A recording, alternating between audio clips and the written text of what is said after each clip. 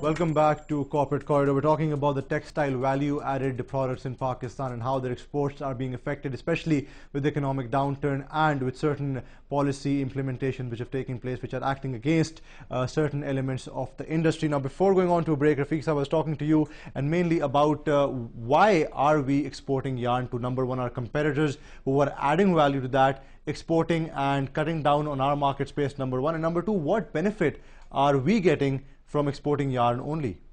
Government have taken 3 measures. From last 2 months we were negotiating. First measure, they take a registration to yarn exporter or yarn manufacturer in TDAP to monitor the yarn. Okay. Then we have a second session. The government have taken all the goods yarn export through LCs. Government are taking the measures, but that time is gone. And the third measure, the government have given the duty free to import yarn. In coarse count, Pakistan, nobody imports. Pakistan is a major producer of coarse yarn. So it means the fine yarn will be import and give the benefit to the all big title people.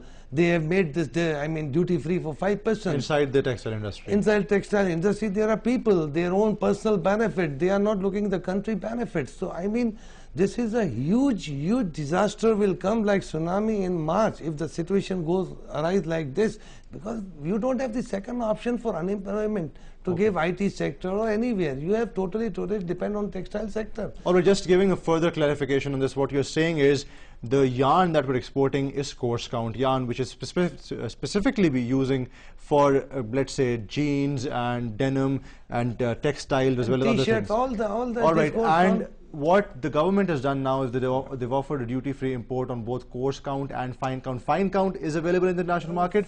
Coarse count, we are the only exporters right now. Fine count is used in the local product in Pakistan mostly. Okay. For export purpose is negligible. And coarse count is the main product. It's a coarse count. Then coarse count, we are exporting coarse count. China is importing.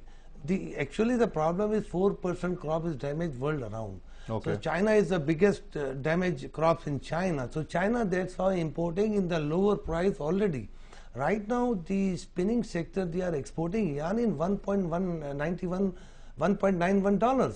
In last year, competitively, they were exporting 2.13. Okay. This year, they are selling the cheaper price because your currency is 60 rupees to goes to 82 rupees. So basically, what the problem is that we are the only exporters right now, and because there is a shortage, people are willing to buy. The yarn exporting, you are not getting the price benefit in shape of dollar. Okay.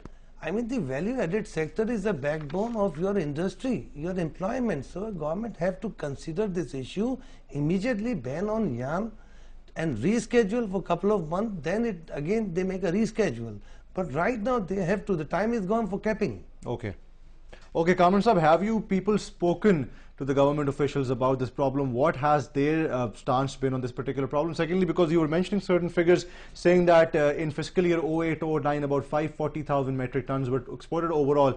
We've reached 334,000 metric tons in the first 5 months of this year as well. So what it suggests is that going forward by February we will achieve that 540, and going forward we will export more yarn, which will not be beneficial for the local industry. The government is we are continuously in contact with the government since last 3 months.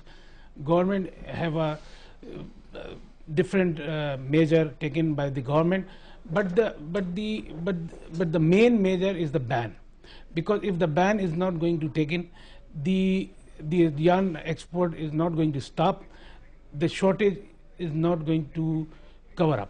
This is the main issue. And if you see the figures, in 5 months 335,000 metric ton were exported, and out of 540,000 in the 12 month. So the figure is indicating that by February 2010, the 540,000 last year export. And this problem of yarn shortage has already started affecting our exports in terms of value added. Because as I explained you, that we have a couple of seasons in a year. Christmas, New Year's and fall season. The Christmas season we failed to supply our product.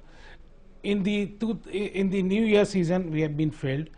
Spring 2010 we have been failed.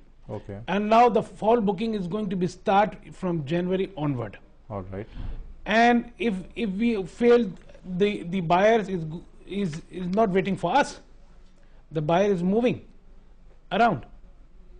So means that we will lose our market. So if you're not being able to provide on time, they'll go to another market. Absolutely. They have no problems going in. And we'll take a very quick break here. Rafiq sir, you have to say something. We'll take a break. We'll come back, continue talking about that. Now, one thing has been established, that the decline in Pakistani exports has come in, especially the value-added exports, has come in as a result of the problem of yarn, and what the industry is asking for is a ban on export of yarn so that they could manufacture and produce and sell to the exporters where the demand lies right now. Secondly, once we come back from the break, since we are running towards the end of the show, we'll talk about the SPV policies on bill of lading and other problems of freight which are also affecting our exports as far as Pakistan is concerned. We'll talk about that right after this break, so do stay with us.